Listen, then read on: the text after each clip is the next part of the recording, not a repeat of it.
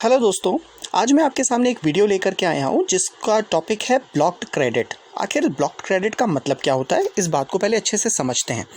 हम में से बहुत सारे लोग जीएसटी में अपने आप को रजिस्टर कराते हैं और रजिस्ट्रेशन कराने के दो ऑप्शन होते हैं, एक होता है रेगुलर स्कीम और एक होता है कॉम्पोजिशन स्कीम। अगर हम रेगुलर स्कीम में रजिस्टर कराते हैं तो मुझे इनपुट टैक्स क्रेडिट का बेनिफिट मिलता है। इनपुट टैक्स क्रेडिट का बेनिफिट आपको कब नहीं मिलेगा, इसके बारे में आज हम डिस्कस करने वाले हैं। ब्लॉक क्रेडिट स्पेसिफिकली ये बताता है कि कौन कौन सा इनपुट टैक्स क्रेडिट आपको नहीं मिलेगा और कब नहीं मिलेगा। तो आइए इस वीडियो को स्टार्ट करते हैं। मैं हूं सीए देवेंद्र रहेजा। अगर आपने अभी तक मेरे चैनल को सब्सक्राइब नहीं किया है तो इसको भी जल्दी से सब्सक्राइब कर लीजिए और मेरे वीडियो को लाइक और शेयर जरूर करिएगा। आइए स्टार्ट करते हैं और समझते हैं ब्लॉक क्रेडिट के बारे में। ये बात समझ लीजिए कि जो ब्लॉक क्रेडिट है वो अराइज होता है under section 17 subsection 5 of the CGST act. अब एक बात और भी जानना बहुत ज़रूरी है, जब भी आप कोई सर्विस लेते हैं या जब भी आप कोई गुड्स लेते हैं, उस गुड्स को आप फर्दर सप्लाई कर देते हैं, फर्दर सेल कर देते हैं, उस केस में आपको क्रेडिट हमेशा ही मिलेगा। उसमें कोई इफ एंड बट नहीं है। सिर्फ कुछ एक्सेप्शंस हैं जहां पे आपको वो क्रेडिट नहीं मिलेगा। अदरवाइज जितने भी पॉइंट मैं यहां पे डिस्कस करने वाला हूं उन सब में आपको ऐसे बेनिफिट्स मिलेंगे। तो याद रखिएगा कि अगर आपने कभी भी कोई गुड्स खरीदा है या सर्विस ली है और उसको आपने फर्दर सप्लाई कर दिया है, तब उस केस में आपको इनपुट टैक्स क्रेडिट का बेनिफिट हमेशा मिलेगा। बट हाँ, कौन कौन से ऐसे एक्सेप्शंस हैं जिसके बारे में हम बात करते हैं। सबसे पहला हमारे पास आता है मोटर व्हीकल। देखिए, बहुत अच्छे से समझिएगा कि अगर आपने कोई मोटर व्हीकल खरीदी हुई है तो उस मोटर व्हीकल को खरीदने के लिए आपने जो मोटर व्हीकल के प्राइस पे किया था, कॉस्ट पे किया था, वो उसमें भी टैक्स जुड़ा हुआ था। उसमें आपने टैक्स पे करके उसको खरीदा है, तो उसका टैक्स क्रेडिट आपको नहीं मिलेगा। ध्यान रखिएगा, उसका टैक्स क्रेडिट आपको नहीं मिलेगा, वो नॉट एलिजिबल होंगे आप। बट कब नहीं एलिजिबल होंगे? On vehicle for transportation of persons having approved seating capacity of not more than 13%। अगर आपके 13% से ज़्यादा की कैपेसिटी वाला नहीं है, तब आपको इसका बेनिफिट नहीं मिलेगा। चाहे फिर वो ड्राइवर हो, चाहे आप लीजिंग का काम करते हो, चाहे रेंटिंग का काम करते हो, चाहे कोई भी काम करते हो आपको ये बेनिफिट नहीं मिलेगा। बस जैसे कि मैंने कहा ना, एक्सेप्शन कि अगर आप उसको फर्दर सप्लाई के लिए यूज़ कर रहे हो तब उस केस में आपको ये क्रेडिट मिल जाएगा। अगर ट्रांसपोर्टेशन ऑफ पैसेंजर कर रहे हो 13 से ज़्यादा, जैसे कहा था 13 से कम होगा तब नहीं मिलेगा, लेकिन 13 से ज़्यादा के ट्रांसपोर्ट पैसेंजर कर रहे हो तब उस केस में आपको मिलेगा। और अगर आप ट्रेनिंग वगैरह के लिए यूज़ कर रहे हो तब भी आपको इसकी फैसिलिटी मिल जाएगी, यानी कि फिर उस केस में आप क्रेडिट अवेल कर पाओगे।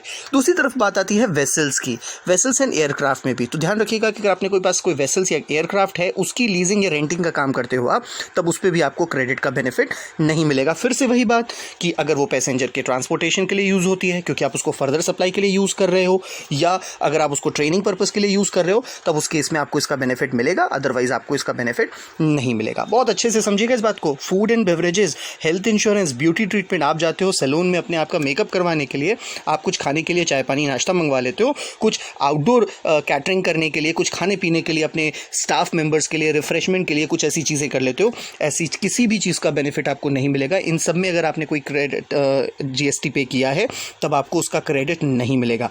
इंक्लूडेड विद इंश्योरेंस भी अगर आपने करवाया है तो उसका क्रेडिट आपको नहीं मिलेगा। ये बात को बहुत अच्छे से समझ लीजिए। हालांकि एक प्रोविजन आया है गवर्नमेंट का अभी सिर्फ कोविड-19 की वजह से कि कुछ कंपनियों को हेल्थ इंश्योरेंस की फैसिलिटी दी जा रही है कि अगर आप अपने एम्प्लॉइज़ का, जो कि रेगुलर कोरोना वॉरियर्स हैं, उनका अगर आप इंश्योरेंस करवा रहे हो तो उस केस में आपको इसका बेनिफिट मिलेगा। अदरवाइज इससे पहले तक अभी तक कुछ ऐसा नहीं होता था।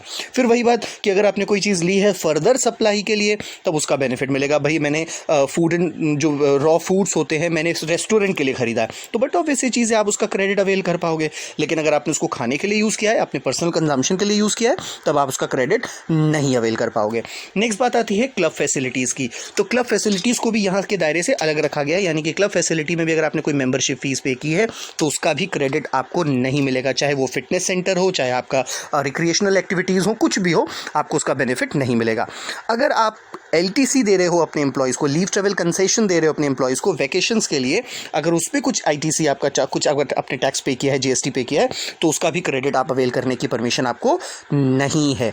सेम इसी तरीके से वर्क कॉन्ट्रैक्ट अगर आपने कोई दिया है, वर्क कॉन्ट्रैक्ट का मतलब जैसे कि कोई काम करवाया है जिसमें आपने कुछ गुड्स को भी कंबाइन किया है, कुछ सर्विसेज को भी कंबाइन किया है, चाहे वो इमूवेबल प्रॉपर्टीज़ को बनाने के लिए हो, तो ऐसी सिचुएशन में भी आपको इनपुट टैक्स क्रेडिट का बेनिफिट नहीं मिलेगा other than plant and machinery. इस बात को समझिएगा। अगर अगर आप प्लांट एंड मशीनरी का इंस्टॉलेशन कराने में अगर कोई खर्च कर रहे हो या कुछ ऐसी सर्विस या कुछ अवेलेबल करा रहे हो, तब उस पर जो टैक्स आपने पे किया है उसका क्रेडिट आपको मिलेगा। अदरवाइज कोई अगर चीज़ होगी तो आपको इनपुट टैक्स क्रेडिट का फैसिलिटी नहीं मिलेगी। और हर बात के लिए मैं एक बात बहुत क्लियर कर दूं कि अगर आपने कोई सर्विस ली है या कोई गुड्स आपने लिया है फॉर फर्दर सप्लाई, उसको दोबारा रीसेल करने के लिए लिया है, सेल करने के लिए लिया है, तब उस केस में आपको बेनिफिट मिलेगा। अदरवाइज इन सभी केसेस में आपको ऐसा कोई बेनिफिट नहीं मिलेगा।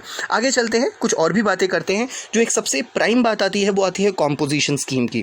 भाई कॉम्पोजिशन स्कीम स्पेसिफिकली बनाया ही इसीलिए गया है कि आप टैक्स क्रेडिट का बेनिफिट ना ले पाओ और साथ ही साथ आपके काम को थोड़ा आसान बनाया जाए। तो 3 मंथ्स में आपको अपना रिटर्न फाइल करना होता है। तो अगर आप कॉम्पोजिशन स्कीम में अपने आप को रजिस्टर कराते हो तब भी उस केस में आप आईटीसी का बेनिफिट नहीं अवेल कर पाओगे। तो इसको भी ब्लॉक क्रेडिट में रखा गया है। फिर बात आती है goods and services received by non resident taxable person other than import. भाई इंपोर्ट के केस में अगर आप कोई चीज़ इंपोर्ट कर रहे हो, किसी दूसरी कंट्री से अपनी कंट्री में मंगवा रहे हो, उस पर अगर कोई जीएसटी लगा हुआ है, आप उसको दोबारा रीसेल करते हो, तब आप उसका आईटीसी अवेल कर सकते हो, कोई प्रॉब्लम नहीं है। लेकिन कई बार क्या होता है कि कोई नॉन रेसिडेंट पर्सन एक छोटे से टास्क के लिए कभी इंडिया आता है, इंडिया में अपनी सर्विस देता है, उसने कोई गुड्स एंड सर्विसेज रिसीव किया हुआ है, उसको हम लोगों ने कोई टैक्स चार्ज किया हुआ है, तो फिर वो पर्सन अपना क्रेडिट अवेल नहीं कर पाएगा। तो यहां से समझेगा कि नॉन रेसिडेंट टैक्सेबल पर्सन अगर कोई गुड्स एंड सर्विसेज इंडिया में आकर के रिसीव करता है और उसके ऊपर हम लोगों ने कोई टैक्स चार्ज किया था, तो उस टैक्स का बेनिफिट उसको नहीं मिल पाएगा। कैसे मिलेगा भाई? सीधी सी बात है, वो आया था, अपना काम करके घर चला गया, वापस आकर के थोड़ी ना अपने रिकवर करने आएगा या उसको रीसेल करेगा। बट ऑब्वियसली चीज़ है, वो आकर के उस प्रोडक्ट को या गुड्स एंड सर्विसेज को रीसेल करेगा नहीं, तो उसको क्रेडिट नहीं मिलेगा। फिर इसके बाद आती है बात आई, जो मैं बात करने वाला हूँ वो है एक्चुअल अपना कंजम्पशन के लिए। अगर आपने कोई चीज़ अपने कंजम्पशन के लिए की है, आपको उसको रीसेल नहीं करना है, तो बट ऑब्वियसली चीज़ है, तो वो तो फिर आपका फाइनल कंजम्पशन हो गया, तो उसमें भी आपको ब्लॉक क्रेडिट लग जाएगा और आपको उसका क्रेडिट नहीं मिलेगा, आईटीसी का बेनिफिट नहीं मिलेगा। और आज की सबसे लास्ट बात हम करने जा रहे हैं, जो कि बहुत बहुत बहुत इंपॉर्टेंट है। अगर आपके गुड्स डिस्ट्रॉय हो जाए, लॉस्ट हो जाए, राइट ऑफ हो जाए, वेस्ट हो जाए, कुछ भी हो जाए, ध्यान रखिएगा उसका क्रेडिट भी आपको खुद को ही लेना पड़ेगा। मतलब आपको उसमें गवर्नमेंट कोई बेनिफिट नहीं देने वाली है। अगर आप उसका टैक्स पे करके आए हो तो वो अल्टीमेटली टैक्स आपको बेयर करना पड़ेगा। उस टैक्स का बर्डन आप अपने कस्टमर के ऊपर नहीं डाल सकते हो, वो आपका होगा। यहाँ पे भी हमने क्रेडिट को ब्लॉक कर दिया है, दैट मीन्स आईटीसी का बेनिफिट इसमें भी आपको नहीं मिलेगा। होपफुली ब्लॉक क्रेडिट की बातें आपको समझ में आई होंगी। इस मेरे वीडियो को लाइक भी करिएगा, शेयर भी करिएगा और मेरे चैनल को सब्सक्राइब करना तो भूलिएगा मत। Thank you for watching this video. Have a nice day.